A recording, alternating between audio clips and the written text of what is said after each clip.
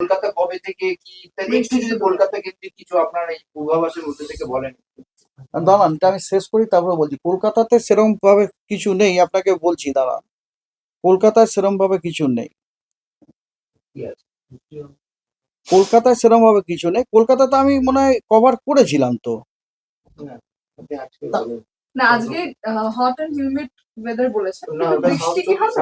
মানে দক্ষিণ চব্বিশ পরগনা। দক্ষিণ চব্বিশ পরগনাতে বলছি। কলকাতার স্পেসিফিক্যালি কলকাতার এখনো পর্যন্ত আহ, আহ, কলকাতার যেমন ধরুন আপনাকে আমি বলছি, না কলকাতার নেই কেন আপনাকে বলছি তো। এই যে আমি বললাম না রেস্ট, রেস্ট মানে এই যে জেলাগুলি বাদ দিয়ে, মানে ইস্ট মেদিনীপুর বা সাউথ চব্বিশ পরগনা বাদ দিয়ে বাকি সব জেলা, তার মধ্যে কলকাতাও আছে, সেখানে কিন্তু thunderstorm, rain, lightning and gusty wind speed 30 to 40 কিলোমিটার/আওয়ারের সম্ভাবনা আছে। কবে? 7 তারিখে, 7 তারিখে আছে, 6 তারিখেও আছে।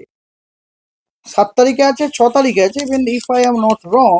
4 তারিখের কথা। দাঁড়ান, আজকাল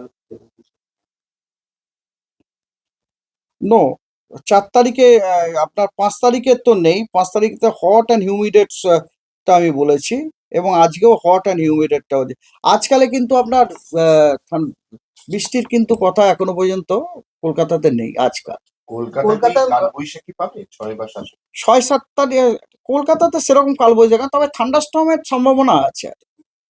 থান্ডারস্টর্ম, বলা যায় 6 তারিখে এবং 7 তারিখে বৃষ্টি পড়তে পারে কলকাতা। হ্যাঁ অবশ্যই। 6, 7, 8 এই 3 দিনেই কলকাতাতে আপনার থান্ডারস্টর্ম, লাইটনিং, রেনের আপনার অবশ্যই সম্ভাবনা আছে। Thank এই যে রেস্ট বলছি না, রেস্ট মানে ইট ইনক্লুডস কলকাতা অলসো, মানে যেগুলো আমি বললাম না সেগুলো হচ্ছে রেস্ট।